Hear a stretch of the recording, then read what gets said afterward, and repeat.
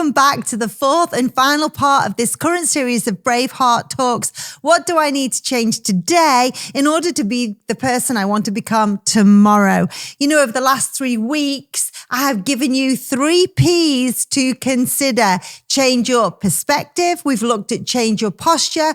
We've changed our pace. And today we're going to look at change your performance. You know, we live in a world that constantly measures people by performance, how well we achieve, how perfectly we present ourselves, how impressively we produce. It can often feel like life is a theatrical role. We are like we're on some sort of set of a movie or on stage constantly, and we have to keep up the performance and not let our guard down or the real side of us be shown at any point, because that would appear as weakness or failure. It would invite criticism. And so we keep up this performance. It's easy to fall into the trap of performing, not just for others, but do you know that we can also end up performing for ourselves? And we perform for God.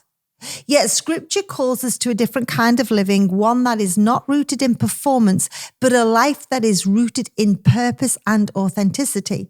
So when we talk about changing our performance, it isn't about doing more or impressing people in a different way. It's about shifting the reason behind what we do and how we live. God is a God who is after our heart. He's not after perfection or performance. So our lives need to change from performing to transforming. God calls us to be faithful, but when religion becomes tradition rather than relationship with Jesus, our faithfulness can turn into a performance. The Pharisees in scripture were excellent performers. Outwardly, they were impressive, but spiritually speaking, they were empty. You can read about this in Matthew 23 when Jesus addresses them and he says to them, you're like whitewashed tombs on the outside, but a pile of dead bones on the inside. He was saying to them, on the outside, you look spotlessly clean, you look impressive, but he said, I see into you, and in you is like it's dead. There's nothing going on the inside of you. Your religious performance is quite something, but there's no content to anything you're doing. Jesus constantly reminds people that God looks at the heart and not the outward show. And I believe there are times when God will address our performance when we're trying to appear perfect. You know how it is. You know when somebody asks, how are you? And you say, fine. But the truth is you're not fine. Or when we try to pray with perfection rather than with surrender and humility.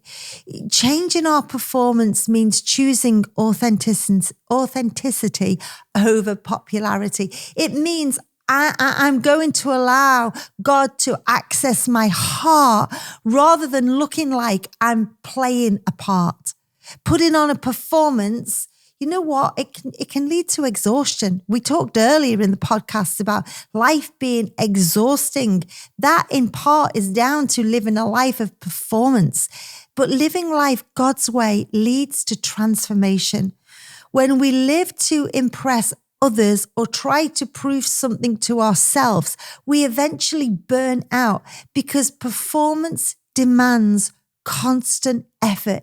It means you're always on your A game. You never let your guard down. The show must go on and on and on. And yet, in Psalm 46, God invites us to be still and know that He is God. What does that be still actually mean? I believe it means this: be still from the act. Be still from the charade. Be still from the show you've been putting on. Another way of saying be still is change your performance. Because changing your performance means learning to work from a place of rest and security in God's love, rather than striving for acceptance and recognition from others. Have you ever asked or questioned your own motivation? Have you ever asked yourself, why am I doing what I'm doing? Because the answer to that question will reveal if your motivation is from a place of authenticity or wanting popularity. Matthew 6, Jesus warns us not to do things to be seen by others, whether that be an act of generosity or a prayer prayed in public or an act of forgiveness or a token of love and kindness. In fact, scripture tells us that if we do these things and do not draw attention to ourselves, then we will attract the attention of God in our own lives. But when we do these things to be seen by others, all we will get is the applause of man. And I would rather have the attention of God than the applause of man. God offers us a way from the need to chase approval through man-made work. Instead, he offers us a way to live a life of freedom through the worship of him. God's desire is not to make us better performers, but rather that we become transformers so that we become more like him. He's looking for that internal transformation, whereas people, we're always looking for external perfection. Performance focuses on outward success. That's what people look for. That's the yardstick. People will measure you by your outward success. But transformation focuses on an inward change. And it's that yardstick that God measures the success of your life by. So when we change our performance, we're saying to God, I'm going to concentrate more on the inside version of me than I am on the outside image of me. And this change realigns us with God's priorities as you choose obedience over applause and faithfulness over fame. When we live in performance mode, it generates the fear of failure, the fear of being judged, or the fear of never being enough. But in 2 Corinthians 3, it says this, where the Spirit of the Lord is, there is freedom. Therefore, changing our performance means that we can step into freedom. I'm no longer hiding behind a mask. I'm no longer putting on a show.